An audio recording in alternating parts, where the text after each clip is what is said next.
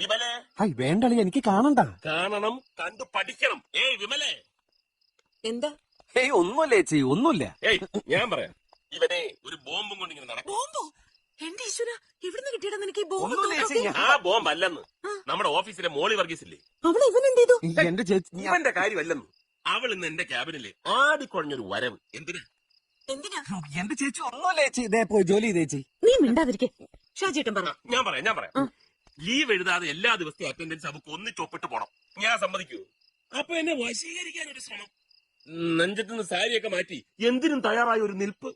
സാരി നേരെ ഇട് എന്ന് ഞാൻ പറഞ്ഞു, കേട്ടില്ല. ഒടുവിൽ ഞാൻ തന്നെ തോളിൽ തുമ്പി ഇങ്ങനെ ഇട്ട് കൊടുത്തിട്ട് പിടിച്ച് തിരിച്ചു നിർത്തി.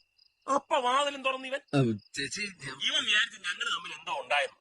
അപ്പൊ തുടങ്ങിയ എന്നെ ഒരുമാതിരി ആക്കുന്ന പോലെ ഒരു ബ്ലാക്ക് മെയിൽ ചിരിയും നടപ്പും. ഇവൻ ഈ വെടി പൊട്ടിക്കുന്നതിന് മുമ്പ് ഞാനായിട്ട് നിന്നോട് പറഞ്ഞതേ ഉള്ളൂ, എനിക്കറിയാമല്ലോ നീ ആ സ്പിരിറ്റിൽ എടുക്കത്തുള്ളൂ. കണ്ടോടാ, ഇത്രയേ ഉള്ളു കാര്യം.